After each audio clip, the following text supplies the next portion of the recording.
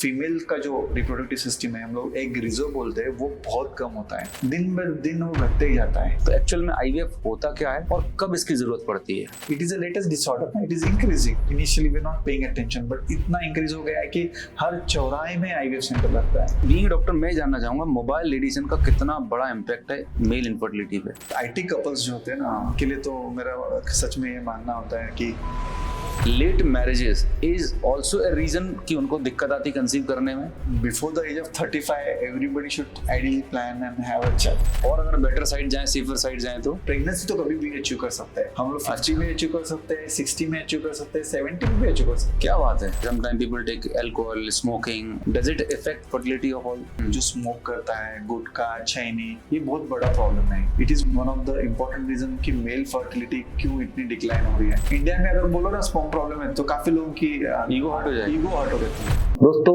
हमारे देश में एक जमाना था जहाँ हस्बैंड वाइफ मिलके क्रिकेट टीम बना देते थे। 20-30 साल पहले शायद आपके पिताजी दादाजी के टाइम पे देखें। फिर जमाना आया हम दो हमारे दो, फिर जमाना आया शेर का बच्चा एक ही अच्छा, और अब हालात ये हैं कि एक कपल मिलके एक बच्चे को पैदा नहीं कर पा रहे हैं। मतलब ये हुआ कि इनफर्टिलिटी के केस डे बाय डे बढ़ते जा रहे हैं, और इसका सबसे बड़ा रीजन है हमारी अनहेल्दी लाइफस्टाइल और एनवायरमेंटल पोल्यूशन, और भी बहुत सारे रीजंस हैं। 20-30 साल पहले आईवीएफ सेंटर बड़े बड़े शहरों में देखने को मिलते थे, पर आज आईवीएफ सेंटर मतलब जैसे गली मोहल्ले में चाय के टपरे की दुकानें खुल चुकी हैं, इस तरह से आईवीएफ सेंटर खुल चुके हैं, और तमाम तरह से वो प्रमोट कर रहे हैं कि हमारे यहाँ पर सक्सेस रेट मिलेगी नहीं मिलेगी। तो बेसिकली इनफर्टिलिटी क्या होती है, क्यों होती है, इसके पीछे का क्या साइंटिफिक रीजंस हैं, और किस तरह से आप इस प्रॉब्लम को ओवरकम कर सकते हैं, तो इस सभी के बारे में डिस्कस करने के लिए आज हमारे बीच इंडिया के जाने माने टॉप मोस्ट गायनेकोलॉजिस्ट और आईवीएफ एक्सपर्ट हैं डॉक्टर सचिन यादव। और इस पॉडकास्ट में हम उनके साथ डिस्कस करने वाले हैं कि ये जो आईवीएफ है एक्चुअल में क्या होता है, किस तरह से आप इस टेक्निक के माध्यम से एक मदर फादर का बेनिफिट ले सकते हैं। और डॉक्टर सचिन ने 9,000 से ज्यादा फैमिलीज को मदर फादर बनने का सुख दिया हुआ है। So without any further delay let's get started. So कैसे डॉक्टर सचिन आप? मस्त, great. So thank you so very much for joining this podcast, and I'm really excited to discuss a lot about your specialty. Thank you for calling me. Yeah. तो doctor Sachin, जैसा आपने बताया कि you are IVF specialist, और आप पिछले 15 सालों में 9,000 से ज्यादा कपल्स को पेरेंटहुड का सुख दे चुके हैं, right? It's a really great achievement, और ये जो आपने काम किया है मतलब इट्स कमेंडेबल, राइट? तो सबसे पहले मैं जानना चाहूंगा कि when it comes to IVF को लेके बहुत सारे मिथ्स हैं, तो एक्चुअल में आईवीएफ होता क्या है और कब इसकी जरूरत पड़ती है? सो आईवीएफ मतलब इन विट्रो फर्टिलाइजेशन। ओके। जब एग और स्पर्म को बाहर लैब कंडीशन में फर्टिलाइज करते हैं और उससे जो बीज बनता है वो यूट्रस में छोड़ते हैं। सो इस प्रोसेस को आईवीएफ बोलते हैं। ओके। बेसिकली उसमें एग इंजेक्शन देकर एग को ग्रो करना, फिर ऑपरेशन करके एग्स बाहर निकालना जिसे ओवम पिकअप बोलते हैं, फिर स्पाउस या पार्टनर का स्पर्म सैंपल यूज करके उन एग्स को फर्टिलाइज किया जाता है, और फिर जो एम्ब्रियो बनता है जिसे हम लोग बीज बोलते हैं, वो बीज थैली में छोड़ना है, राइट? ओके। सो इस होल प्रोसेस को आईवीएफ बोलते हैं। In simple language, lemons term में इसको टेस्ट बेबी बोलते हैं। काफी लोगों को लगता है कि टेस्ट बेबी अलग है और आईवीएफ अलग है। टेस्ट बेबी एक सिंपल सा नाम दिया गया है इस इन विट्रो फर्टिलाइजेशन प्रोसेस को आसान तरीके से समझाने के लिए। और एक एडवांस मेथड भी होता है जिसे इंट्रासाइटोप्लाज्मिक स्पर्म इंजेक्शन बोलते हैं। वो कॉमनली पोर स्पर्म पैरामीटर्स में यूज करते हैं, जिसमें एक एग लेके एक स्पर्म के अंदर इंजेक्ट किया जाता है मैकेनिकली, मतलब artificial fertilisation, right, with injecting a sperm into the egg. Okay. तो उसे आईसीएसआई बोलते हैं। सो आईवीएफ और आईसीएसआई ये दो मेथड ऑफ फर्टिलाइजेशन है जो लैब में होता है। ओके। और इस लैब में बने हुए एम्ब्रियो को यूट्रस में छोड़ना उसे आईवीएफ बोलते हैं। काफी लोगों को ये भी गलतफहमी रहती है कि अभी हम लोग आपको एग्स और स्पर्म दे के जाएंगे तो आपको हमें कब आना है, तो उनको लगता है कि बाद में 9 महीने के बाद आना है बच्चा लेके जाना है। ऐसा नहीं होता। सिर्फ एम्ब्रियो 5 दिन का एम्ब्रियो जो है वहां तक हम लोग ग्रो कर सकते हैं लैब में, और उसको यूट्रस में छोड़ना बहुत जरूरी है आगे सब होने के लिए। अगर ऐसा होता तो दुनिया का काम कितना आसान हो जाता। फिलहाल तो scientific minds are really working on the fact कि हम लोग बाहर पूरा 9 मंथ्स निकाले, बट आई थिंक हमें उसके लिए काफी मेहनत करनी पड़ेगी। इतना आसान नहीं है, राइट? तो आईवीएफ आज अगर मैं देखूं, पहले आईवीएफ बहुत रेयरेस्ट हॉस्पिटल्स होते थे, सुनने को मिलता था। आज टीवी में, मीडिया में आज से 20-30 साल पहले जाएं, इतने केसेस या रिक्वायरमेंट नहीं होती थी, बट आज इनफर्टिलिटी के जो केसेस हैं बढ़ रहे हैं, राइट? इंडिया में जिस स्पीड पे बढ़ रहे हैं, PCOD, PCOS, male infertility, what do you think about it? ऐसा क्यों हो रहा है? Why the cases are increasing? और जब इनफर्टिलिटी होगी तभी शायद आईवीएफ की जरूरत पड़ती है। पहले हम लोग बोलते थे कि इनफर्टिलिटी का इंसिडेंस, मतलब बच्चा ना होने का प्रॉब्लम जो है अराउंड 12-15% तक था जब हम लोग पढ़ाई कर रहे थे एमबीबीएस में। बट अभी अगर मुझे पूछोगे, वो अपडेट नहीं हुआ है इंडिया के लिए डेटा, बट वो 40% पे रहेगा। अगर मैं मेरा खुद का एक अनुमान लगाऊं मेरे एक्सपीरियंस के हिसाब से, वो ऑलमोस्ट 3 गुना से ज्यादा बढ़ गया है। 40 to 50% हो गया, right? So almost every third couple could require a fertility treatment in some or other way. Okay. तो उसके मल्टीपल रीजन है। एक कॉमन रीजन है कि प्रॉब्लम्स बढ़ती जा रही है, और दूसरी आसान चीज है कि ऑप्शंस अवेलेबल है ट्रीटमेंट के लिए जो पहले पॉसिबल नहीं था। सो प्रॉब्लम्स क्यों बढ़ते जा रहे हैं? तो ये मल्टीफैक्टोरियल है। मीन्स अगर सबसे ऊपर के लेवल पे जाए इन ग्रॉस सेंस, तो मे बी लाइफस्टाइल इतना चेंज हुआ है कि हम लोग कहीं ना कहीं हमारी बॉडी हेल्थ की तरफ नहीं जा रही है। मीन्स बॉडी का अंदर का एनवायरनमेंट हम लोग अच्छा नहीं रहते, खाना अच्छा नहीं है, एक्सरसाइज नहीं है, मेंटल कंट्रोल नहीं है, राइट? और एक्सटर्नल फैक्टर्स, अर्बनाइजेशन बढ़ रहा है, मोबाइल रेडिएशन बढ़ रहा है, वाईफाई रेडिएशन है, पोल्यूशन। अगर समझो एक आईटी कपल है या आईटी क्या बोलते हैं प्रोफेशनल है, वो बाइक पे जाता है रफली 15 किलोमीटर जी। 15 किलोमीटर में वो एटलीस्ट नहीं बोला तो भी 10 सिग्नल्स पे रुकने वाला है, राइट? एंड हर सिग्नल पे वो 1 मिनट वहां पे रुकने वाला है जी। एवरेज चलो तो 1 मिनट जो हम लोग जो सब carbon monoxide, particle that matter सब इनहेल करने वाले हैं, उसकी तरफ हम लोग देखते नहीं है। बट हमें ये पता है ना कि एलर्जीज, एस्थमा का इंसिडेंस कितना बढ़ गया है, वो सब इनसे ही होता है। ये सब ऑर्गेनिक कंपाउंड जो है बॉडी में जाते हैं, इमीडिएटली कोई असर होने वाला नहीं, सालों साल होते होते वो असर दिखने लगते हैं। सो स्पर्म क्वालिटी मीन्स 50% जो मेल्स है उनके अगर हम लोग रिपोर्ट्स चेक करें सीमेनलिस के जब एबनॉर्मल आते हैं तो बॉडी में कुछ मिलता नहीं है। क्या बात है। और जब टैबलेट्स वगैरह लेते हैं तो भी इम्पैक्ट नहीं हो रहा है, तो सबको लगता है ऐसे क्यों? बिकॉज ये बाहर के फैक्टर्स भी तो उतने ही रिस्पॉन्सिबल है जिनको हम लोग कन्वीनियंटली इग्नोर करते हैं। सो अगर हम लोग 6-7 घंटे लैपटॉप लैब पे बैठ के देख रहे हैं तो लैपटॉप हीटिंग होता है, राइट? पेरिनेल एरिया का, उसके कारण भी प्रॉब्लम होती है। आप बाइक पे बैठे हो, दिन में 2 घंटा बाइक चला रहे हो, राइट? तो हीट वापस ट्रांसफर होता है, पोल्यूशन हो रहा है। सो ये सब मल्टीपल चीजों के कारण health is getting impacting. And जब हेल्थ इम्पैक्ट होता है तो मेरा पर्सनल ओपिनियन है कि reproductive function takes the back seat, तो वो सबसे पहले जल्दी खराब हो जाता है, कम हो जाता है, उसकी तरफ कोई बॉडी ध्यान नहीं देता है अपना, लेट इट बी बोलता है, बाद में देखते हैं। Okay, right? So apart from this obviously diagnostic facilities बढ़ गए। ट्यूबरकुलोसिस जो मैं पहले बोलता था कि सबसे कॉमनेस्ट चीज होती थी, वो ट्रीट होके कम हो गई है। मेरे क्लिनिक में ट्यूबरकुलोसिस का इंसिडेंस बहुत कम है, but still India it has a large incidence of tuberculosis which is one of the primary factors for tubal damage. So अलग अलग चीज, पीसीओडी का प्रमाण बढ़ गया है। We know we don't have any particular cause which we can pinpoint and treat and clear the PCOD. The commonest intervention, the only intervention known to everybody is lifestyle intervention. 100%. Exercise, strict control on diet, those are the primary mainstay of PCOD treatment. Okay, तो इन अलग अलग चीजों के कारण हमें परेशानी से गुजरना पड़ता है, and then infertility becomes one of the symptoms. Infertility नया डिजीज बन के आया है। अभी तक इनफर्टिलिटी इंश्योरेंस में भी नहीं हुआ है। So only small number of companies are covering insurance because it is a latest disorder. It is increasing.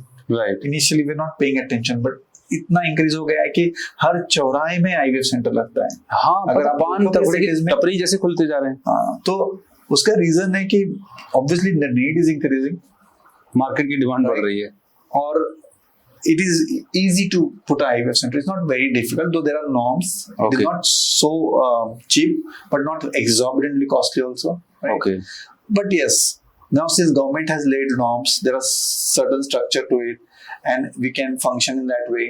तो उससे ये आसान भी हुआ है, right? So लोगों को लोगों की जो पेइंग कैपेसिटी बढ़ गई है, नॉट वो चाहते हैं कि वो ट्रीटमेंट करे, पैसे खर्च करके ट्रीटमेंट पॉसिबल पहले नहीं था, अभी टेक्नोलॉजी है, अभी इंक्लिनेशन है, they want to go and take the treatment.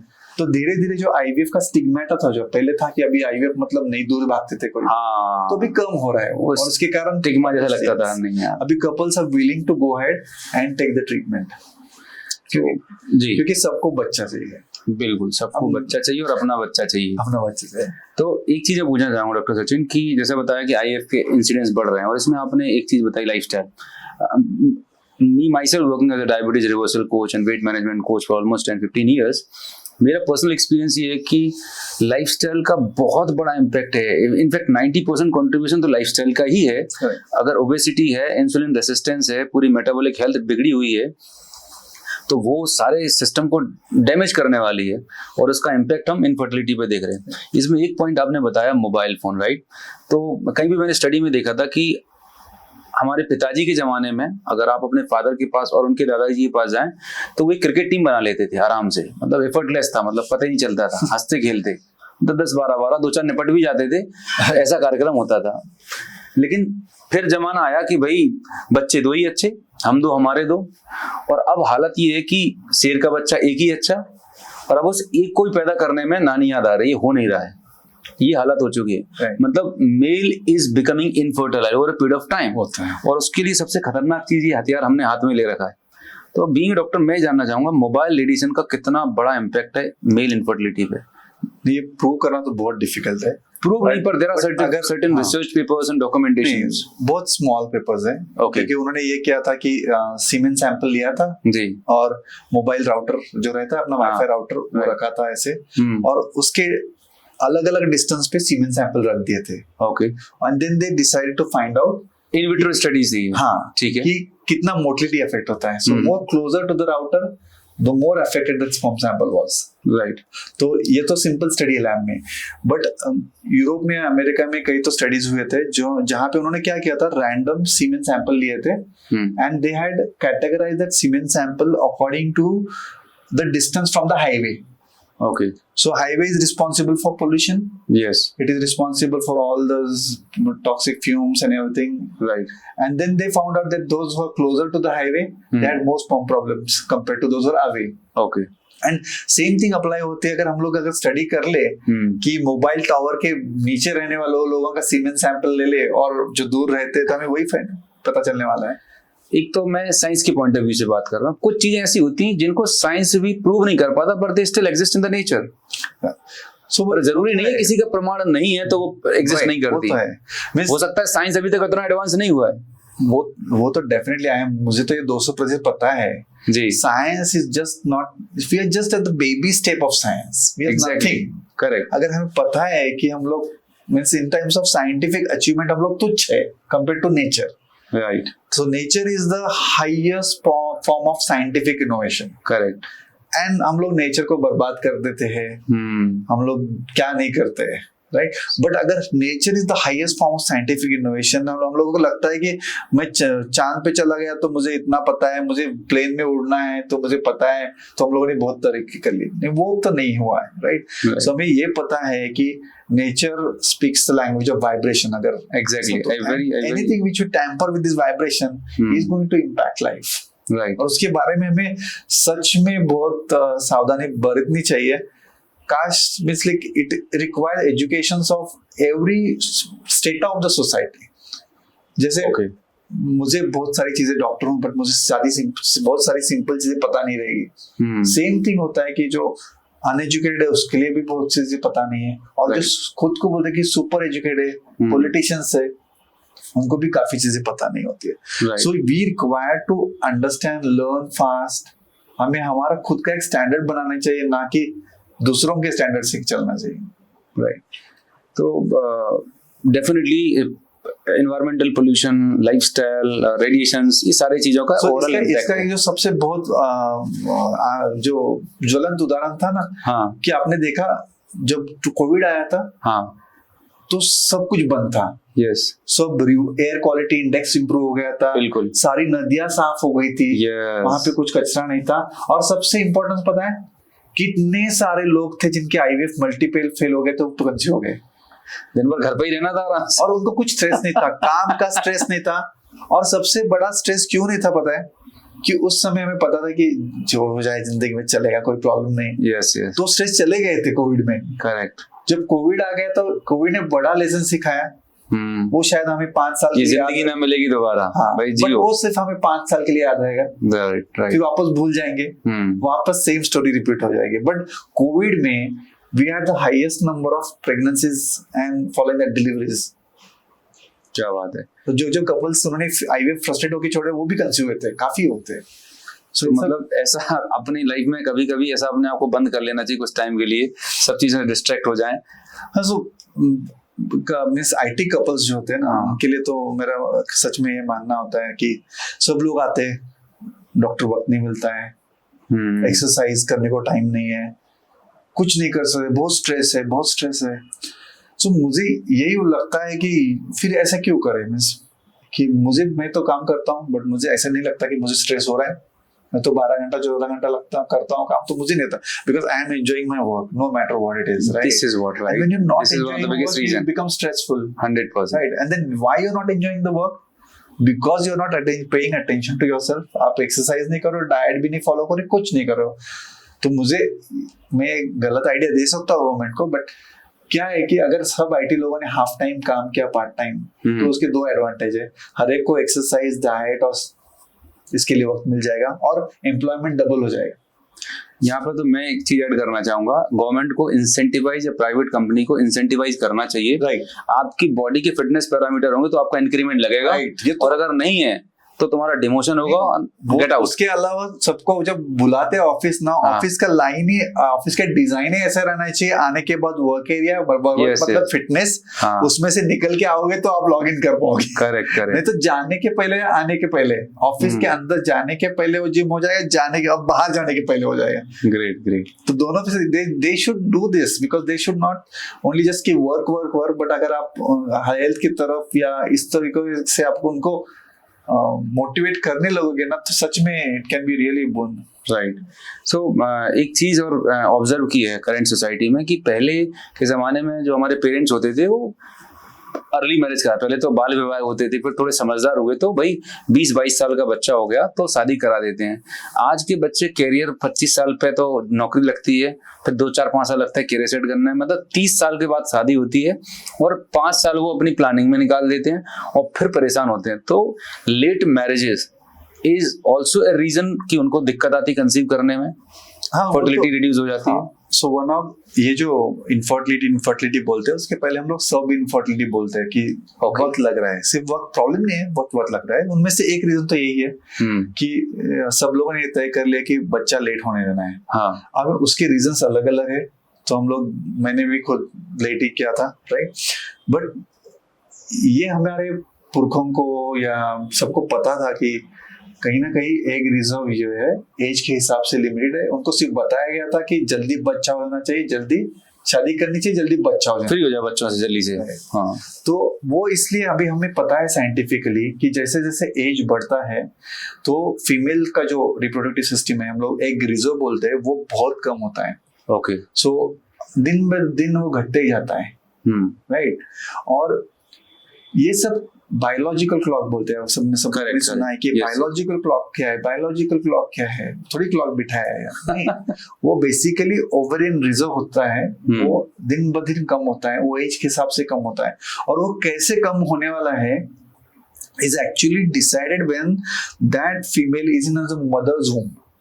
तब डिसाइड होता है, बिकॉज प्रोग्राम सेल डिस्ट्रक्शन जो होते हैं, उसके सारे पैरामीटर जब इंट्रायूट्राइन लाइफ में सब सेट होते हैं, राइट? सो इंट्रायूट्राइन लाइफ, अगर आपने सुना रहेगा कि intrauterine life of the foetus has a significant impact on the medical conditions later. उनमें से एक एग्रीजो है। ओके, सो डायबिटीज की रिस्क, ब्लड प्रेशर की रिस्क, सारी इंट्रायूट्राइन लाइफ हेल्दी रहेगी with good diet, good thinking, good nutrition, तो वो काफी इम्पैक्ट करता है। इसीलिए शायद ये बोला जाता है कि ड्यूरिंग जब वुमेन्स प्रेग्नेंट होती हैं तब एक अच्छे एनवायरनमेंट में रहें, अच्छी चीजें देखें सुने। वो गर्भगृह संस्कार हमारे हिंदुस्तान में पहले से रिचुअल्स मानते थे। तो वो है कि ये एग रिजर्व जो कम हो रहा है उसके कारण फर्टिलिटी कम होती रहती है जी। और उसके अनेक रीजन है, बट कॉमनेस चीज की हमें पता नहीं। उसके बाद एंडोमेट्रियोसिस है या इन्फेक्शन है, this form small part, but commonly जब भी हम लोग एग रिजर्व टेस्टिंग करते हैं, उसका एक AMH नाम का टेस्ट होता है, एंटी मुलेरियन हार्मोन, वो बहुत इंपॉर्टेंट है टू फाइंड आउट कि एग रिजर्व कैसा है। तो हम लोग काफी बार पेशेंट्स की प्राइमरी टेस्ट में उसको इंक्लूड करते हैं ताकि हमें पता चले कि हम लोग किस लेवल पे है इन terms of egg reserve, because that dictates everything. और सबको लगता है कि IVF is the last modality of treatment, उसको आखिरी में करना चाहिए, गलत भावना है, राइट। सो IVF वक्त पे करना चाहिए, बहुत जल्दी भी नहीं और बहुत लेट भी नहीं, दोनों सिचुएशन में प्रॉब्लम्स होती है, राइट। सो एग रिजर्व और वुमेन की एज बहुत इंपॉर्टेंट है फर्टिलिटी पॉइंट ऑफ व्यू, ये बहुत जान लेना बहुत जरूरी है, बिकॉज उसी में सब गलतियां करते हैं। जनरली क्या एज आपको लगती है अप्रोप्रिएट एज इंडियन कॉन्टेक्स्ट में? इंडियन कॉन्टेक्स्ट में before the age of 35 everybody should ideally plan and have a child, 35 से पहले, राइट। और अगर बेटर साइड जाए, सेफर साइड जाए तो even 30 early the better, so Okay. below 30 20 means in fact अगर हम लोग पूरी सबसे अच्छी तरह से बिल्कुल टेंशन फ्री, ऑल फैक्टर्स, हाँ। पुराने लोगों की सोच, नए लोगों की सोच, ये सब एवरेज आउट करेंगे, average out may be 25 to 35 के बीच में हो जाना चाहिए वो। Yes, that is the ideal time, that is the ideal time, because तब तक आप काम कर चुके हो, आप एक खुद का जॉब जो भी है उसमें थोड़ा सेटल होते हो, आपकी एक अप्रोच होती है कि आपको चाहिए बच्चा, तो वो सब आ जाता है तब तक। So beyond 35 it is late, but ये डिस्करेजमेंट नहीं है कि बाद में नहीं हो सकता है, इसका मतलब ये नहीं कि बाद में नहीं होने वाला है, उसको वक्त लगता है, ट्रीटमेंट की जरूरत ज्यादा पड़ती है, बट ट्रीटमेंट से तो हो सकती है। सो ऐसे कोई केस है, एक्सट्रीम केस, जहाँ पर मतलब आपका कोई ऐसा केस स्टडी हो जहाँ पर मतलब 60s और 70 मतलब बहुत लेट एज में आपने हेल्प की हो किसी क्लाइंट को? नहीं, और अभी नए जो क्या लास्ट से क्या एज होती है? अभी जो नया लॉ बना है, राइट, ART लॉ, उसके हिसाब से तो female age has to be below 50, उसके बाद में नहीं ट्रीटमेंट कर सकते। ओके, बट अगर आप कुछ पहले दिनों के एग्जांपल्स लेते थे, राइट, फॉर एग्जांपल 15-20 साल पहले, तभी गाइडलाइंस थी, तब लॉ नहीं थी। So we used to have couples between the age of 50 to 60 also who wanted treatment. Those were very specific reasons like loss of only child. हाँ, सही बात है। या उन्होंने कभी ट्रीटमेंट नहीं लिया, they wanted to take one chance at treatment. So जब ऐसे सिचुएशन में डोनर एग्स या डोनर स्पर्म से लेके जो ट्रीटमेंट होता है उससे हो सकता है, प्रेगनेंसी तो कभी भी अचीव कर सकता है, हम लोग 50 में अचीव कर सकते हैं, 60 में अचीव कर सकते हैं, 70 में भी अचीव कर सकते हैं। क्या बात है। But is not safe beyond that, beyond this 50 years of age. It comes with lots of complications. It also means उसमें डोनर एग्स या डोनर स्पर्म से ही ट्रीटमेंट होगा, वो तो खुद के एग से नहीं होने वाला है। And now the law has been rightly placed कि 50 से पहले खत्म करो, उसके बाद में मत करो, करेक्ट, बिकॉज प्रेगनेंसी IVF से बच्चा अचीव करना अच्छी इजी है, बट 55 years में आपको प्रेगनेंसी को कैरी करके उसको अनकॉम्प्लिकेटेड तरीके से डिलीवर करना बहुत डिफिकल्ट है। yes, yes. उसमें लाइफ थ्रेटनिंग सिचुएशंस आती हैं। So when it comes to IVF, एक और टर्म हम सुनते कॉमनली, सरोगेसी, राइट, और मूवीज में भी आजकल दिखाने लगा है। तो ये सरोगेसी क्या है, राइट, और क्या डिफरेंस है IVF एंड सरोगेसी में? सरोगेसी किसके लिए होती है? जब कोई महिला खुद के पेट में बच्चा नहीं ग्रो कर सकती है, उसका रीजन एब्सोल्यूट होना चाहिए, जैसे कि यूट्रस ही नहीं है, राइट, किसी का यूट्रस नहीं होता है, अच्छा, एब्सेंट बाय बर्थ रहता है, या यूट्रस में इन्फेक्शन के कारण इतना डैमेज हुआ है कि यूट्रस में प्रेगनेंसी नहीं अचीव कर सकते हैं, okay. या इतनी बार IVF फेल हो गया है कि अनएक्सप्लेन्ड मल्टीपल IVF फेलियर्स, तो उस सिचुएशन में हम लोग सरोगेसी कर सकते हैं। सरोगेसी में क्या होता है कि कपल के खुद के गैमेट्स से जो एम्ब्रियो बनता है वो एक दूसरी फीमेल जो फर्टाइल है उसके यूट्रस में ग्रो करते हैं। She only rents the uterus, correct, okay, and that is only possible now through altruistic surrogacy. मतलब क्या कि somebody who is willing to become a surrogate या rent her womb without taking money. So she has to be a friend, relative, or somebody who's voluntary who can or is willing to go through all this risk of pregnancy and related, क्योंकि जो भी pregnancy में complications है वो surrogate के साथ हो सकते हैं। बिल्कुल, सो बहुत सोच समझ के करना चाहिए, और इसीलिए गवर्नमेंट ने उसमें जो क्लॉजेस डाले वो बहुत ही बढ़िया डाले, और अप्रूवल थ्रू गवर्नमेंट से ही लेने पड़ते हैं, जुडिशियल मैजिस्ट्रेट। सो ये बहुत अच्छी बात है, मेरा प्रेशर कम हो जाता है कि मुझे अप्रूवल सब फाइल सबमिट करने के बाद ही मिलता है, उसके पहले नहीं। करेक्ट। और वैसे बहुत कम कपल्स होते हैं जिनके पास ये होता है। सो इट इज सरोगेसी जब पहले था तो कमर्शियल था, तो कोई भी सरोगेसी करता था। So surrogacy is not allowed for single father, single mother, okay, नहीं अलाउड है अभी। ओके, या gay couples not allowed in India. Alright, so possible नहीं है। पहले वो before the law there was no rule, तो लॉ अभी रिसेंटली आया है? हाँ, अभी 22 से सब आ गए हैं। अच्छा, तो अब ज्यादा बेहतर और बेहतर, सेफ, और एक पर्सपेक्टिव, लॉ से एक पर्सपेक्टिव मिलता है ना। Correct. somebody something on which Operate in a certain zone, right? You have to operate in a certain zone, जो Correct. खुद की मनमानी करे ऐसे भी नहीं हो रहा है, राइट? एक्सपीरियंस, अनएथिकल प्रैक्टिसेस नहीं होती हैं। हाँ, उसको एथिकल एथिकल बोलना डिफिकल्ट है, नीड और नॉट नीड इस पे डिवाइड कर सकते हैं हम लोग। बट हाँ, अगर एक लॉफुल फ्रेमवर्क मिलता है तो बहुत आसान होता है डॉक्टर्स के लिए, सभी के लिए आसान। तो जब हम सरोगेसी की बात कर रहे हैं, राइट, तो सरोगेसी में आईवीएफ में मतलब जो सेम कपल है वहां पर हम एम्ब्रियो इम्प्लांट करते हैं, सरोगेसी में आउटसाइड यूज कर रहे हैं। एक क्वेश्चन ऐसा है कि लोगों के दिमाग में ऐसा धारणा रहती है कि you can decide the like male female in like IVF, ऐसा कुछ होता है क्या? नहीं, as far as India is concern, pre decide कर सकते हो कि आपको बेटा या बेटी चाहिए?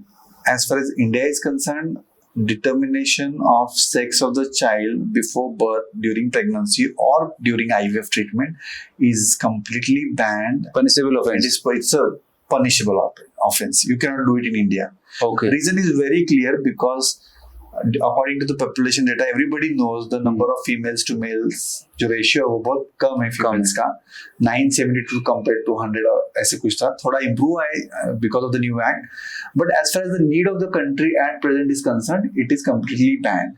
Okay. क्या ये टेक्नोलॉजी से कर सकते हैं अगर बहुत सारे कपल जो US, UK, European country, Australia इधर उधर ट्रीटमेंट लेते हैं, तो ट्रीटमेंट के वक्त उनको पूछा जाता है कि आपको क्या चाहिए, do you want to do this, do you want to do that. Okay, obviously everything comes with a cost, but वो ऑप्शंस है। वो जो फिलहाल इंडिया के लिए पॉसिबल नहीं है for the social reasons, but as India becomes advance, मतलब socially in terms of thought process and in terms of acceptance of the female child, may be आगे चल के वो आ जाएगा। बट अभी फिलहाल India has a policy which says कि no such selection of sex prior to any treatment or during pregnancy. It is a punishable offense. So जब आईवीएफ की बात हम कर रहे हैं तो कुछ ऐसे लाइफस्टाइल लोगों के जो बैड हैबिट्स रहते हैं, जैसे sometime people take alcohol, smoking और कुछ भी ऐसे कंज्यूम करते हैं, does it effect fertility of all? So both male or female में smoking is very dangerous. Smoking definitely impacts the quality of sperms. Okay. Right? Even in females, it impacts the quality of eggs. Smoking during pregnancy also can lead to problems. So वो तो, but हम लोग यहाँ पे concentrate करते हैं कि जो मेल है, right, जो स्मोक करता है, गुटखा, चैनी, ये बहुत बड़ा प्रॉब्लम है। Okay. In urban population smoking और जो रूरल पॉपुलेशन है वहाँ पे गुटखा, चैनी, इनका जो कंजम्पशन है तो ह्यूज है। So इसी के कारण तो it is one of the important reason कि मेल फर्टिलिटी क्यों इतनी डिक्लाइन हो रही है जी। So apart from environmental factors, bodily factors and this addictions, you know, this 3 categories together are causing those issues. तो ये सबको जान लेना बहुत जरूरी है कि smoking is injurious to health, but मुझे लगता है उसमें एक और ऐड करना है, sperm. Smoking is injurious to health and sperm, ऐसे उसमें डाल देना चाहिए गवर्नमेंट। बट तो सिर्फ स्मोकिंग, अल्कोहल वगैरह नहीं, सोशल ड्रिंकिंग से इतना कुछ प्रॉब्लम नहीं, बट अगर कोई इंटॉक्सिकेशन या एडिक्शन पे है तो डेफिनेटली, अगर कोई हफ्ते में या 15 दिन में एक बार, may be, I don't know, I don't drink, but एक पेग ले ले तो उससे कुछ नहीं होने वाला है। Okay, wine is generally considered good for health. Okay, वो भी प्रोपोर्शन में, ठीक है, राइट। बट हाँ, अगर हर रोज उठ के सुबह शाम अगर कोई पी रहा है तो definitely is going to impact वो anything which impacts the cells of the body in any way, it is going to impact fertility, right. और सबको ये जान लेना बहुत जरूरी है कि अगर आप 1 साल के लिए स्मोकिंग करते हो तो you have to lead at least 3 years of genuine healthy life to negate all the effects of smoking or tobacco in any form जो बॉडी पर से निकालना है तो राइट। तो सोच समझ के सब लोग बोलते हैं कि मैंने कोशिश की, मैं कर रहा हूँ। हमें पता है कि addiction is a mental problem. आप अगर डिसाइड करते हो तो आज के दिन छोड़ सकते हो, बट वो छोड़ना नहीं चाहते, सब डिसाइड ही नहीं करते। हाँ, वो रीजंस ढूंढते हैं, राइट। एंड देन सोशली क्या प्रॉब्लम होता है, अगर इंडिया में अगर बोलो ना स्पर्म प्रॉब्लम है तो काफी लोगों की ईगो हर्ट हो जाएगी, ईगो हर्ट हो जाती है। हाँ, मर्द नहीं, और बहुत प्रॉब्लम होती है। अगर आईवीएफ लगता है स्पर्म प्रॉब्लम के कारण और प्रेगनेंसी नहीं रुकती तो भी वो फीमेल को बेचारे को दोष देते हैं। हाँ, कि अरे बट आप स्मोकिंग तो बंद नहीं कर रहे हो। करेक्ट। आपको स्मोकिंग बंद नहीं करनी है, आपको तंबाकू बंद नहीं करनी है, आपको चाहिए कि प्रेगनेंसी आईवीएफ के फर्स्ट अटेम्प्ट में रहे, और अगर नहीं रुकी तो आप डॉक्टर को बाद में, वाइफ को पहले दोष देते हो। बट वो तो कितना गलत है। अगर और फीमेल आईवीएफ में एक ही प्रॉब्लम है ना, अगर स्पर्म का भी प्रॉब्लम है तो वाइफ को इंजेक्शन लेने पड़ते हैं एग्स निकालने के लिए। हाँ। क्योंकि जब तक एग्स नहीं निकालते ट्रीटमेंट नहीं होता है। तो सब लोग मुझे बोलते हैं कि डॉक्टर प्रॉब्लम मुझे नहीं है, हस्बैंड में है, तो मुझे क्यों इंजेक्शन लेने पड़ते हैं। पर मैं उसको भी लगा, वही तो आपके। तो मैं बोलता हूँ उनको कि हम उनको प्लेसिबो इंजेक्शन देते हैं तो आपको समझ में आने के लिए उनको कि क्या होता है इंजेक्शन का पेन। बट सबसे ये चीज है कि हाँ, ये बहुत लाइटली लेते हैं स्मोकिंग एंड एडिक्शंस को। जस्ट मैं सबको बोलता हूँ कि अभी बच्चा चाहिए उसके लिए तो आपको बंद करना चाहिए। बट अगर इंडिया के कंट्री बात कर ले हम लोग, बच्चा चाहिए मतलब आपको उसका दूसरा मीनिंग पता है क्या? बच्चा चाहिए मतलब आपको बच्चा होने के बाद वो 18 साल होने तक उसको अच्छी तरह से संभालना है। अगर आप अभी इतना स्मोकिंग करते हो, बच्चा 5 साल के बाद आप होने के बाद आप हार्ट अटैक से चले जाओगे तो। So when you take a decision कि अभी को बच्चा चाहिए, which means that you are going to behave properly in terms of addictions, उसको दूर रखना है, नहीं होना है। आप आपकी खुद की हेल्थ को, कुछ लोगों का एडिक्शन नहीं होता है बट इतने मोटे होते हैं और कुछ नहीं करते, उनको लगता है कि मैं ऐसा हूँ जेनेटिकली, बट ये सब गलत है, हमें पता है। ओके, सो वो उनको ध्यान देना चाहिए। मीन्स मैं कितने लोगों को आईवीएफ मैं नहीं कर सकता ऐसा बोल चुका हूँ, क्योंकि इतना वेट है, आपको बेबी चाहिए। अगर ये आप भाई मुझे मार सिचुएशन क्यों, आप थोड़ा एफर्ट डालो। मैं ये नहीं बोल रहा हूँ कि 50 किलो वजन कम करके आओ, 5 किलो तो कम करके आओ। क्योंकि जब तक कपल की सिंसियरिटी टुवर्ड्स द लाइफस्टाइल नहीं है, तब तक how all the other factors are going to get organised in their favour, right? हाँ, मतलब तो मेरा अगला सवाल ये है कि लोग बच्चे पैदा करने के लिए, शादी हो गई, बच्चे पैदा कर रहे हैं, नहीं तो को there has to be certain reason, या कोई ऐसा केसेस आते हैं आपके पास जहाँ पेशेंट से पूछते हैं कि भाई आपको बेबी क्यों चाहिए? What kind of reaction? मेरा बहुत फेवरेट सवाल है। काफी बार मैं पूछ लेता हूँ पेशेंट को, आपको बच्चा चाहिए, क्यों चाहिए, पता है क्या? पता ही नहीं होता है। पड़ोसी का हुआ, बाजू वाले का हुआ, तो अपना काफी लोगों को पता नहीं होता है कि बच्चा क्यों चाहिए। 80% of the couple don't have an answer and 20% have a very common answer. Like हमें लगता है कि एक्सपीरियंस ऑफ मदरहुड चाहिए, फादरहुड चाहिए, तो ठीक है, मिसलिनेस है। हमें चाहिए कि हमें फैमिली चाहिए, कोई तो हमारे पास फैमिली बोलने के लिए चाहिए, या कोई हम लोग बूढ़े हो जाएंगे तो कोई तो हमारा ख्याल रखना चाहिए, राइट? तो ये सब मिसलिनियस है। बट अभी इतने साल काउंसलिंग करके और खुद का बेबी होके उसको बढ़ाने के, जस्ट मुझे ये सवाल आता है कि क्यों चाहिए बच्चा, राइट? तो उसका एक फिलोसॉफिकल जवाब है। मुझे पता नहीं कितने लोगों को उस पर हाँ अच्छा लगेगा नहीं लगेगा, बट मुझे लगता है कि मैंने अभी तक जितने भी कपल्स को बताया उनको सही लगा है, राइट? तो आपको बच्चा चाहिए to experience pure happiness. Pure happiness comes from the innocence of the child. Very nice. Okay, जब बेबी होता है तो उसकी इनोसेंस के कारण हमें अच्छा लगता है। वो इनोसेंस एक्सपीरियंस करने के लिए सब बोलते हैं। आपके पेरेंट्स आपके पीछे पड़े, ससुराल वाले पीछे पड़े, उनको कुछ नहीं कि आपको बच्चा होना चाहिए, उनको चाहिए कि उनको वो इनोसेंस वापस एक्सपीरियंस करना है। बिकॉज आपके थ्रू, अभी मुझे आपको पता है कि मेरे से मेरी मम्मी पर फादर को, अभी फादर नहीं है बट उनको थोड़ी ये मिलने वाला है, आनंद नहीं मिलता है। बिकॉज हम लोग अपना जो जनरल इनोसेंस है वो खो चुके हैं, खो चुके हैं। सही बात है, सही है। बट वही इनोसेंस जो बेबी लाइक इनोसेंस है ना, वो इम्पोर्टेंट है। आप जब दूसरे के बच्चे को भी हाथ में लेते तो ऐसे लगता है कि अरे कितना अच्छा है। Very true. आता है because of the innocence of the baby. And अगर हमें ऐसा हैप्पीनेस एक्सपीरियंस करना है तो दूसरा कुछ और चीज है क्या? कि अगर किसी के 1 करोड़ की लॉटरी लग गई या उसका ड्रीम हाउस मिल गया या ड्रीम कार मिल गई, ये तो सब क्षणिक है, but they don't even last. Right. But मुझे लगता है कि प्योर हैप्पीनेस आपको तभी मिलेगा दूसरी चीज से। एक ही चीज है, अगर आप भगवान में मानते हो और आपके सामने भगवान प्रकट हो जाते हैं और आपको डिवाइन हैप्पीनेस जो एक्सपीरियंस होता है, वही हैप्पीनेस आपको बेबी थ्रू मिलता है। Very true. Not because everybody knows that baby has a soul. Everybody has a soul, and the बिल्कुल, soul is at the peak of.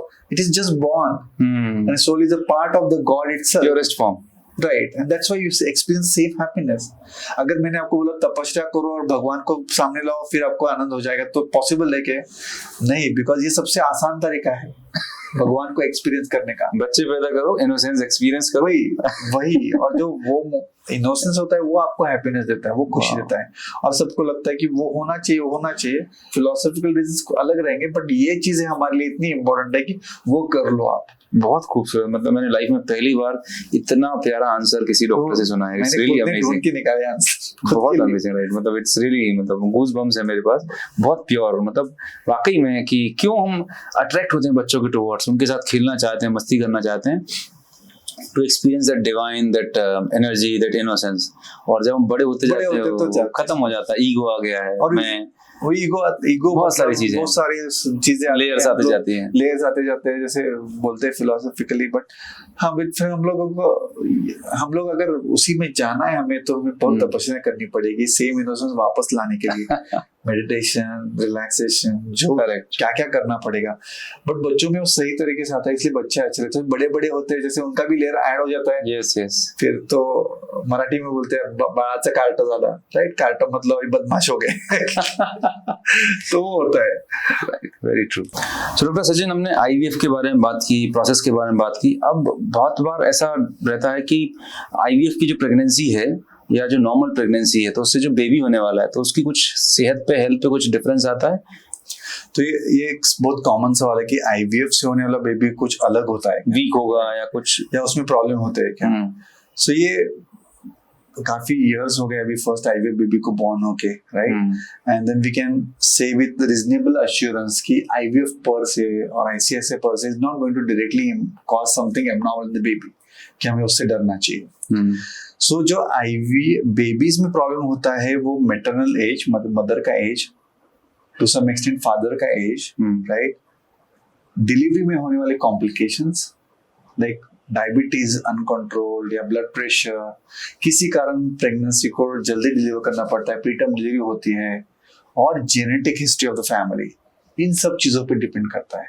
Okay. सो बच्चा नेचुरली हो या आईयूआई से हो या आईवीएफ से हो, उसमें इक्वल रिस्क होता है, वो एज डिपेंडेंट होता है, मदर के age dependent. That is the most crucial part. So mother's age is the most crucial part.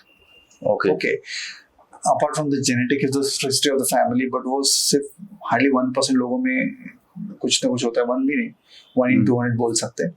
सो यही मुझे कहना होता है कि कपल्स को जो सबसे एक गलत धारणा होती है कि आईवीएफ सबसे आखिरी चीज है। हाँ, नहीं, ये गलत है। आईवीएफ अगर जरूरत है तो it can be the first mode of treatment, not the last. Right.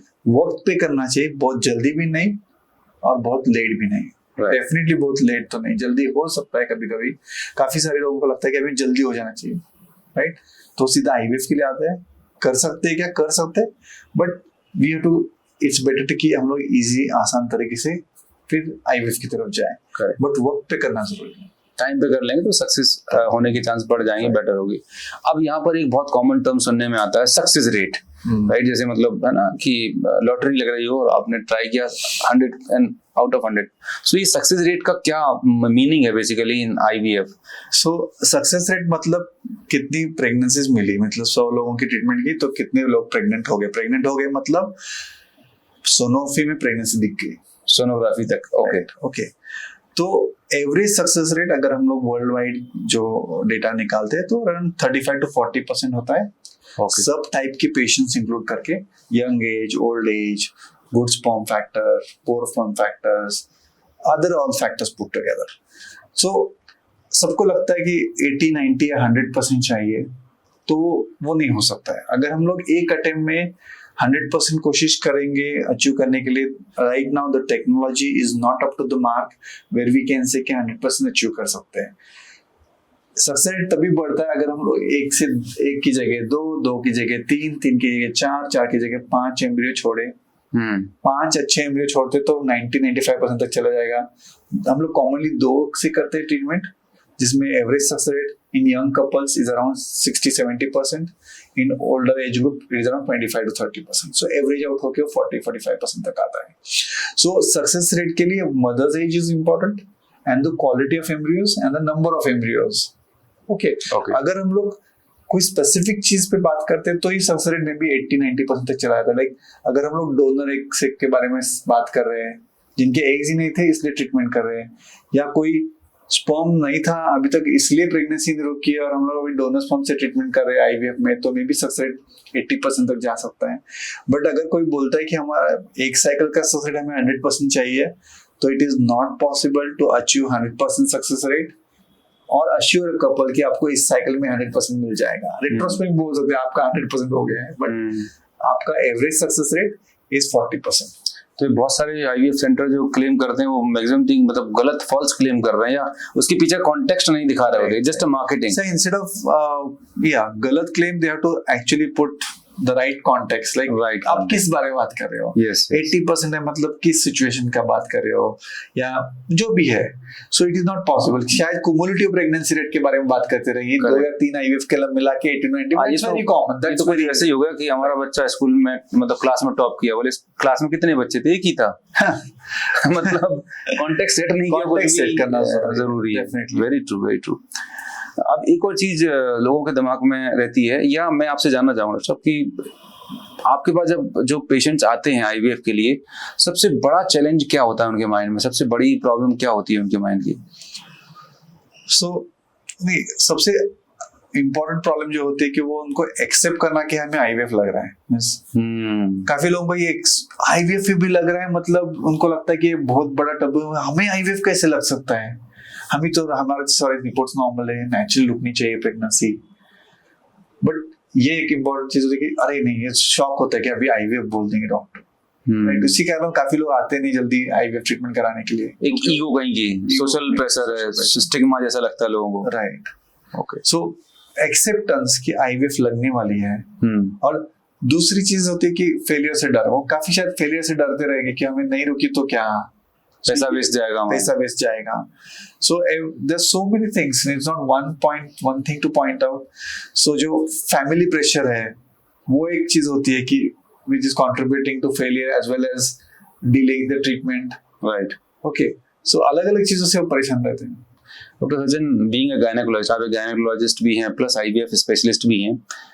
एक क्वेश्चन है राइट, जो हो सकता है बहुत सारे ऑडियंस के दिमाग में भी रहेगा, और पिछले 20-30 सालों में देखा जाए, जो मैंने ऑब्जर्व किया है, हमारे मदर और फादर के टाइम पे जो डिलीवरीज होती थी वो नॉर्मल होती थी। आज हर दूसरी तीसरी डिलीवरी सी सेक्शन की जा रही है, इसके पीछे रीजन क्या है? ये बहुत इन माय पर्सनल ओपिनियन बहुत कॉम्प्लेक्स क्वेश्चन है। राइट, अगर हम लोग पहले देखते थे राइट, तो एवरेज बेबी वेट वगैरह कम होता था, 2.5। राइट, ठीक है, तो एक वो इम्पोर्टेंट चीज होती थी। दूसरी चीज होती है कि लाइफस्टाइल बहुत अच्छा था, तो बोन्स की फ्लेक्सिबिलिटी, जॉइंट्स की फ्लेक्सिबिलिटी, एडिक्वेसी ऑफ पेल्विस, वो छोटे बच्चे के लिए काफी रहता था। ठीक है, राइट। तीसरी चीज होती थी पहले, जो is not the good thing, कि पहले उनको सिर्फ डिलीवर करनी थी। बच्चा अगर अच्छी तरह से निकले या ना निकले उसका कोई सवाल नहीं था। मतलब डिलीवरी में अगर बच्चे ने पेट में अगर मोशन पास के लिए, इसको मेकोनियम बोलते हैं, या डिलीवरी के वक्त बेबी के ब्रेन को कुछ हो गया तो भी इतना सवाल रहता नहीं था, उनको तो नॉर्मल डिलीवरी रहती थी। सो तभी क्या था, तभी मेंटेलिटी थी कि they were wanting to have like 5-7 kids. Right, उसमें से उनको पहले से मेंटली एक्सेप्ट था कि 1-2 तो वीक निकलेगा। ओके, सो 1-2 का प्रॉब्लम रहेगी तो इतना कोई प्रॉब्लम नहीं। सो ये सब वो मेंटल था। सो जो गुड थिंग्स थे तभी कि फ्लेक्सिबिलिटी, हेल्थ, वो सब अच्छी थी, तो they were able to endure that pain and everything. So अभी जो प्रॉब्लम है कि मेडिकल प्रॉब्लम्स काफी बढ़ गए, मींस लेट मैरिज और लेट हिसाब से जो काफी हमारे पास जो पेशेंट होते हैं, like to have one normal patient who has no diabetes, no blood pressure, no thyroid issues, no weight issues, ढूंढना पड़ेगा, सर्च करना पड़ेगा, कौन सा पेशेंट है ऐसा। ओके, बहुत कम होते हैं, क्योंकि नॉर्मल होगा तो ऑलरेडी हो चुका होगा उसको। ये अर्बन पॉपुलेशन की सिचुएशन है, right. Same if you go to rural population, in the extreme rural you get that 80% normal delivery rate बिल्कुल मिलती है, बट जैसे जैसे लाइफस्टाइल चेंज हो रही है ये सारी चीजें ऐड हो जाती है। तो इसको अपार्ट फ्रॉम दिस क्या ऐड हो जाता है कि कॉम्प्लिकेशंस होते हैं, कॉम्प्लिकेशंस प्रिवेंशन, एंड एक ही बेबी चाहिए, उसके बाद नहीं चाहिए, so we have to do what is best to deliver the baby out. So अगर हम लोग कंपेयर करें, नॉर्मल डिलीवरी में रिस्क होता है क्या? होता है। लोगों को लगता है कि सिजेरियन हो रहा है क्योंकि सिजेरियन की में डॉक्टर को पैसे ज्यादा मिलते हैं, वो तो गलत है, क्योंकि हाँ शहर में उतने ही पैसे लगते हैं। इनफैक्ट नॉर्मल डिलीवरी में ज्यादा पैसे लगाते हैं और सिजेरियन में कम खर्चा आता है, because people charge more, because more time is required for that. नहीं सर, ऐसा कुछ मैं यहाँ पर थोड़ा सा एक डिसएग्री करूंगा आपसे, with due respect. It is okay, this is a topic which is very complex. Yes, इसीलिए मैंने जानबूझ के चाहा ये टॉपिक, क्योंकि मैंने पर्सनली देखा है, वर्क है द फार्मास्यूटिकल इंडस्ट्री और with closely with number of doctors, right, with due respect, कि एक बार जब किसी को कंसीव करती है, राइट, मेरी भी 2 डॉटर्स हैं, आप डे वन से बोल देते हो उनको कि भाई आपको आराम करना है, आपको घूमना फिरना नहीं है, बिल्कुल डले रहो आराम से। जब आपकी बॉडी को बार बार ये बोला जा रहा है कि आपको आराम करना है, जस्ट मैं कंप्लीट करता हूँ अपनी बात को। पहले के टाइम पे वुमेन्स झाड़ू पोंछा लगाती थी, वर्किंग करती थी, बॉडी जो आपने बोला लाइफस्टाइल, खेत पे कुएं पे जाके पानी रख के लेके आती थी, खेत में डिलीवरी होती थी साहब, है ना, और आराम से होती थी। हम उसे कहीं ना कहीं इसे इस तरीके का एक शेप देने लगे कि हाँ बहुत कोजी है, कंफर्ट है। अब कोई फीमेल जो प्रेग्नेंट है अगर वर्किंग नहीं करेगी, इसकी पेल्विस ब्लॉक है, शरीर पूरा जाम है, ओवरवेट हो चुकी है, तो फिर उसको सी सेक्शन पे आना ही पड़ेगा ना सर। बराबर। तो so lifestyle includes physicality of that female, हाँ, mentality of the female, don't forget that. Okay, lot of the people don't want to go to the labour pain itself, तो फिर कैसे करेंगे आप? हाँ, जो पेशेंट नहीं जाना चाहता, इट्स ओके, फाइन। सो मैं coming to that point of physicality, it is, अगर मुझे पूछते हो तो मैं आईवीएफ के बाद भी लोगों को बोलता हूँ, आप ऑफिस जाओगे, राइट, आप आपका रूटीन काम करोगे, जो रेस्ट चीज है या जो भी है, it is only for indication it comes. अभी सिर्फ प्रेगनेंसी रुकी है तो रेस्ट नहीं लगने वाला, राइट। अभी प्रेगनेंसी रुकी है तो ऑफिस नहीं जाओगे, ऐसे भी नहीं है। So you have to normalise, continue the normal life. ना काफी प्रॉब्लम क्या होता है, अगर हमारे पास अगर 100 कपल आते हैं, समटाइम्स 100 कपल आते हैं, अगर आपको क्वेश्चन लिखे होते हो कि आप इन 100 में से कितने लोग हर रोज एक्सरसाइज करते हैं, तो 80 लोग नहीं करते हैं, राइट। और वही आप उन लोगों को बोलो कि आप एक्सरसाइज करना है प्रेगनेंसी में, do you think it is easy? नहीं करता, इजी नहीं है, लेकिन उनको एजुकेट और एम्पावर किया जाए, उनको बताया जाए कि इसके क्या प्रोज एंड कॉन्स है, because when a lady goes through after C section, उसका पूरा सिस्टम गड़बड़ा जाता है, कितने सारे कॉम्प्लिकेशन उसको आफ्टर प्रेगनेंसी झेलने पड़ते हैं। नहीं, तो वहां पे भी डिबेट है, ओके, सीजरियन सेक्शन रेट्स बढ़ गए हैं, उसके मल्टीपल फैक्टर्स हैं, right, but if you just on one side is the rural area where it is the least, on the urban area which is more, because there are multiple factors involved, right? The urban woman is not ready to go so easily through it. The rural area में वो acceptable है कि हमें ये करना है, yes, right, and अलग अलग factors उसको impact करते हैं। So आप जो वापस सवाल कीजिए मुझे वापस। जो सी सेक्शन है, राइट, हाँ, कि वुमेन जिनका ऑपरेशन होता है, तो एनेस्थीसिया के बाद बैक पेन उनको मोस्ट ऑफ द टाइम बना ही रहता है, और फिर वेट गेन और तमाम सारी प्रॉब्लम्स वो गेन कर लेते हैं। ये सारी चीजें सिजेरियन से नहीं होती है, ये इज जस्ट बिकॉज आप जब सिजेरियन से बाहर आते हो तो मे बी आपको 4 वीक्स 5 वीक्स आपको कुछ ज्यादा एक्सरसाइज वगैरह नहीं करना है, उसके बाद you have to follow this exercise schedule, right, do the back strengthening. सिर्फ एनेस्थीसिया देने से ऐसे कुछ होता नहीं है, ओके, बट ये जो सवाल है उसका जो आंसर है शायद ढूंढना पड़ेगा, बट कि सिजेरियन सेक्शन रेट क्यों बढ़ रहा है। बट अगर आप मुझे सिर्फ एक स्टैटिस्टिक निकालोगे, कोई भी एक सिटी का या कोई भी इंडिया का निकालो, या कोई भी इंडिया में कोई भी एक सिटी का निकालो, कि आप सिर्फ एनालाइज करो नंबर ऑफ डॉक्टर्स, उसमें गायनेकोलॉजिस्ट जो है, hmm gynaecologist and their mode of their own delivery, ठीक है फीमेल गायनेकोलॉजिस्ट का आप सर्वे ले लो सिर्फ, ठीक है and then you find out what you will find the caesarean section rate, can you guess? आप भी बता सकते हैं 95%, 98%। सिजेरियन सेक्शन कर रहे हैं खुद का गायनेकोलॉजिस्ट, अगर सिजरियन सेक्शन से बहुत प्रॉब्लम होती है तो गायनेकोलॉजिस्ट खुद का सिजरियन क्यों करेंगे? ओके ओके, सो ऑब्वियसली इसका मल्टीपल रीजंस पे है, right from your mental thinking, your lifestyle, your diet and complications. Now जैसे ही कॉम्प्लिकेशंस ऐड हो जाते हैं, लाइक 2 या 3 कॉम्प्लिकेशंस प्रेगनेंसी में आते हैं तो डिलीवरी का चांस बहुत कम हो जाता है, because it affects the babies growth, it affects various things and उसके कारण हो रहा है। तो अगर मैं बात करूं natural delivery versus C section delivery, right, दोनों के बाद वुमेन हेल्थ की अगर बात करें, क्या ज्यादा सेफ है, क्या ज्यादा बेटर है? नहीं, caesarean is when it is required. So if you ask me कि हम लोग प्रेगनेंसी जब 9 महीने की होती है तो मुझे पेशेंट पूछते हैं ना कि अभी प्रेगनेंसी रुकी है 5वें महीने में, तो डॉक्टर सिजेरियन करना है क्या? ऐसे कैसे होगा, अभी डिसाइड ना। 9वें महीने में जब वक्त आता है तो सब सही चेकअप करके फिर everybody is for normal delivery unless proven otherwise.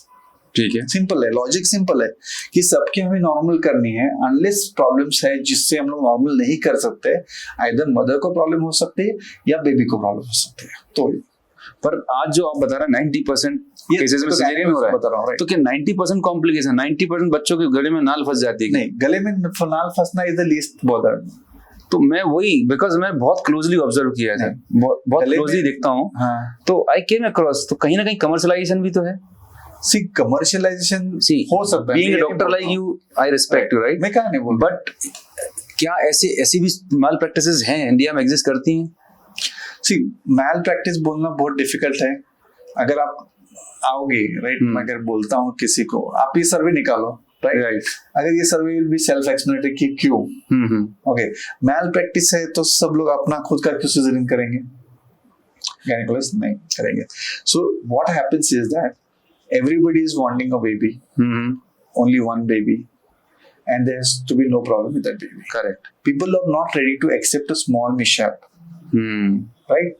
अगर आपने कंज्यूमर प्रोटेक्शन एक्ट देखा है, पता है आपको, right. वो है, अब आप बोलते हो कि कहीं ना कहीं हॉस्पिटल तोड़ दिया, फोड़ दिया, राइट, बेबी को कुछ हो गया, हॉस्पिटल फोड़ दिया, पेशेंट को कुछ हो गया, हॉस्पिटल फोड़ दिया, राइट। अगर हम लोग 9 महीने सब अच्छा है, अचानक आपको बोल दे कि आपका बेबी डिलीवरी के प्रोसेस में चला गया, okay, there is no protection for a doctor, okay, medically ऐसा हो सकता है, क्या हो सकता है, ऐसे प्रॉब्लम आते हैं अचानक, राइट, बट ये प्रॉब्लम्स वो कपल को कौन समझाएगा या उस मॉब को कौन समझाएगा? उस दिन आके सब हॉस्पिटल फोड़ दोगे, डॉक्टर को मार दोगे, पुलिस आके ऊपर से केस कर देगी, right. So it is a complex. मैं क्यों बोल रहा हूँ इसको complex issue? Yes, it is a complex issue. It requires not only counseling of the patient but the society itself. Right. आजकल डॉक्टर डरे हुए रहते हैं कि क्या हो सकता है क्या नहीं है। अभी मैंने बीच में एक IVF पेशेंट का IVF किया यूके में, 2 पेशेंट है मेरे, 3 महीने में आए मेरे पास। एक का मैंने IVF खुद किया था और 3 महीने के बाद भेज दिया था यूके में। उनका नॉर्म था ऐसे ऐसे करेंगे, 39 वीक्स तक उनके लेबर पेन्स नहीं चालू हुए, उन्होंने 41 वीक तक रुका, ओके, और 41 वीक वो गई तो उन्होंने बोला कि हार्ट बीट नहीं है। My god, no risk factors, blood pressure नहीं था, डायबिटीज नहीं था, वो उनके स्टैंडर्ड नॉर्म से बता रहे थे, कुछ नहीं, ऐसा होता है, हो गया जवाब उनका एक रिचो मैंने जब IVF किया था 0.3 AMH था, आखिरी 2 एग में से मैंने अचीव की थी प्रेगनेंसी, ओके, और अभी वो जब वापस आए उन्होंने बोला कि ऐसा ऐसा, मैंने वो कोशिश करते हैं, इस बार एग नहीं बना उनका, तो मैंने बोला अभी पॉसिबल नहीं है, आपको शायद डोनर ट्रीटमेंट करना पड़ेगा, right, but then what a couple will do like that. Same ये दूसरा एग्जांपल था कि उन्होंने नेचुरली प्रेगनेंसी रुकी थी उनकी वहां पे, और सब ट्रीटमेंट यूके के NHS में किया था, 41 वीक्स तक रुके क्योंकि सब सही था 41 वीक्स में लेबर पेन चालू हो गया, अचानक हार्ट बीट होके चला गया, राइट। पेशेंट के उन्होंने डिलीवरी तो नॉर्मली की थी, पेशेंट आई वापस, obviously 39 years old, 37 years old female, मैंने आईवीएफ किया क्योंकि लास्ट टाइम ट्यूब का फाइट, लास्ट आईवीएफ ही था उनका, सॉरी। तो मैंने आईवीएफ करके वापस प्रेगनेंसी अचीव की, सारी ट्रीटमेंट मेरे अंडर पेशेंट के लिए नहीं कही, मैं कहीं नहीं जाने वाली हूँ, राइट। तो मैंने उन्होंने मुझे पूछा था कि क्या करना है, मतलब आपकी लास्ट नॉर्मल डिलीवरी थी, नॉर्मल डिलीवरी आराम से हो सकती है, I don't have so much of doubt right now. Labour में हम लोग एसेस करते हैं, कुछ भी तकलीफ हो तो तुरंत सिजरिंग करेंगे, आप टेंशन मत लो। पूरे सोनोग्राफी, एनएसटी टेस्ट सब नॉर्मल थे, और क्लिनिकली भी मुझे लगता था कि मैं उसकी 100% डिलीवरी, ऑलमोस्ट 100% नॉर्मल डिलीवरी हो सकती है। बट पेशेंट को मैंने बोला आप सोचो, हम लोग को चाहिए तो कॉन्ट्रैक्शन खुद लाते, उसको इंडक्शन ऑफ लेबर बोलते, ताकि आपको घर पे कॉन्ट्रैक्शन आए, पता नहीं 4 घंटा क्या हुआ, ऐसे भी नहीं होगा। बट नहीं माना पेशेंट ने, पॉसिबल नहीं, डॉक्टर नॉट पॉसिबल। मैं थोड़ा भी 0.05% भी रिस्क लेने के लिए तैयार नहीं हूँ। So went for C section, elective caesarean section करके फिर बेबी दे दिया। सो ये ऐसा नहीं है, we have to accept, we are not ready to accept one abnormal child in 100 deliveries. मैं डेथ नहीं बोल रहा हूँ, फीटल न्यूनेटल डेथ नहीं बोल रहा हूँ, बट डिलीवरी में प्रॉब्लम हुआ, इधर प्रॉब्लम हुआ, उधर प्रॉब्लम हुआ, जब 0.01% इंसिडेंस एक्सेप्ट करने के लिए रेडी नहीं है हम लोग। यू मीन टू से कि वो 1% मिस हैपनिंग को प्रिवेंट करने के लिए या अवॉइड करने के लिए 99% सी सेक्शंस किए जा रहे हैं। 99 50% जो इंक्रीमेंट हुआ रहेगा वो बोल रहा हूँ, 99% नहीं हो सकते मैक्सिमम टाइम पे। मतलब जो अगर caesarean section rate, average caesarean section rate 35% रहना चाहिए, वो एवरेज 60 to 70% पे आया है, मतलब इंक्रीज हुआ है, just to that avoid so many factors, complex factors. Great. And because ये सब होते वक्त कोई पॉइंट नहीं करता है कि सोसाइटी को, कोई नहीं बोलता है सोसाइटी को for the hospital government reimburse करती है, नहीं right. मुझे बताओ कि कितने मॉब्स के खिलाफ केस होके कितने लोगों का अंदर डाले हॉस्पिटल फोड़ दिया इसलिए, नहीं। इवन ये जो चीज है, सेक्स डिटर्मिनेशन एक्ट में डॉक्टर को पकड़ लिया, बट उस एक्ट में लिखा हुआ है जो सेक्स डिटर्मिनेशन उसको भी जेल होनी चाहिए। आपने कभी सुना है कि सेक्स डिटर्मिनेशन करने के लिए गए हो कपल को पुलिस ने पकड़ा है रंगनाथ और जेल में डाल दिया? डॉक्टर को पकड़ते हैं, डॉक्टर को पकड़ते हैं। तो लॉज हमारा सही होना चाहिए, मतलब जो लॉ में लिखा है। अच्छा, लॉ में लिखा है कि जो सेक्स डिटर्मिनेशन करना चाहता है वो भी जेल में जाएगा, पर उसको नहीं करते, उसको तो कभी नहीं किया। डॉक्टर से पैसे मिलेंगे उनको ना, इसीलिए वो पता नहीं, but they will not take the wrath of the people। Okay, I can understand ये होता है ना। सो ऑब्वियसली एक कॉम्प्लेक्स इशू है। I alone is a small doctor to comment on all this thing because it requires loads and tons of data to really come to a conclusion कि क्या करना चाहिए क्या नहीं करना चाहिए। तो अगर मैं बात करूं इंडिया की एंड वेस्टर्न वर्ल्ड की रोकन, तो वहां पर सिजेरियन ज्यादा होते हैं कंपैरेटिवली इंडिया में, या कैसा है वहां का सिनेरियो? आप प्राइवेट का डेटा निकालो, नॉट NHS का वगैरह, तो देखो मिल जाएगा आपको higher caesarean section rate. Okay, so जो सी हम लोग कैसे है कि लेट्स से फॉर एग्जांपल हमारा कॉन्स्टिट्यूशन है, कब बना था? 47 जब तो वही कपड़े हम लोग अभी तक पहने 25 में। हमें लॉ चेंज नहीं करने, हमें कुछ हम लोग से पैच वर्क कर रहे हैं, ये आ रहा है वो आ रहा है, but you don't know same thing medical field में होता है। ओके, कि हम लोग पुराना स्टैटिस्टिक लेके बैठते हैं और उस स्टैटिस्टिक को प्रेजेंट एंगल से नहीं डालते हैं, ना ही प्रेजेंट सिचुएशन में डाल रहे हैं, अपग्रेड नहीं कर रहे हैं। सब ये होना चाहिए वो होना चाहिए, बट कोई उस पर काम नहीं करेगा क्योंकि पावर ही नहीं डॉक्टर्स के पास। Doctors are the most helpless people in this country. कोई कुछ नहीं, डॉक्टर मैं तो बोलता हूँ, मैं डॉक्टर मैं किसी को भीड़ में नहीं बताऊंगा। I can very well understand, but आप जो काम कर रहे हैं सोसाइटी के लिए, दुनिया के लिए, और जो कोविड में किया, और डॉक्टर को जो लोग मानते हैं भगवान के बाद दूसरा रूप है, नो डाउट अबाउट इट। हर जगह अच्छे लोग भी होते हैं, बहुत अच्छे लोग भी होते हैं, और कुछ ऑलवेज इट इज 1% के कारण सबको गलत। Exactly I can very well understand. It is part and see part and parcel. It is, मैं इतना सीख गया कि it is part and parcel of this life drama. Correct, you to do what is always good for others. Right. Patient आता है तो मुझे ये तय करना होता है कि मैं क्या कर रहा हूँ। मैं वही करता हूँ कि अगर मैं खुद को पेशेंट की जगह इमेजिन करता हूँ कि मैं अगर पेशेंट हो तो मुझे क्या ट्रीटमेंट दूंगा, या मेरे फैमिली मेंबर का कोई होगा तो वो ट्रीटमेंट देनी चाहिए। अगर हम लोग इस तरीके से सोचते हैं तो कभी प्रॉब्लम नहीं आएगी, या प्रॉब्लम बहुत कम बार आएगी। So, डॉक्टर सचिन, एक बड़ा ही अभी मूवी एक बहुत शानदार विकी डोनर मूवी आई थी, तो कुछ ऐसे केसेस आपके पास आते हैं जो इस मूवी को देख के इंस्पायर होते होंगे कि डॉक्टर साहब मुझे सचिन जैसा, मुझे धोनी जैसा चाहिए, ऐसे क्लाइंट आते हैं आपके पास? हाँ, मैं लाइक ऐसे बताना है, सचिन या धोनी के जैसा नहीं बोल सकते, बट हमें लाइक ऐसा होता है कि अगर किसी को डोनर गैमेट्स की जरूरत है, सपोज एग्स नहीं बनते या स्पर्म नहीं होता, तो उनको लगता है हम लोग ब्रिटिश या डार्क कॉम्प्लेक्शन के, बट हमें फायर भी चाहिए। ऐसे होता है, मतलब गोरा चाहिए होता है। अच्छा, होता है। हाँ, ऐसा हो सकता है। अगर किसी को हमें पता है कि डोनर एक ट्रीटमेंट की जरूरत है, report and the couple is fair और डार्क, ओके, पीपल दे से कि नहीं, हम तो डार्क है, हमारा बेबी हमें फेयर ही चाहिए और हमें कोई प्रॉब्लम नहीं उससे, फेयर एंड लवली लगा के पैदा कर।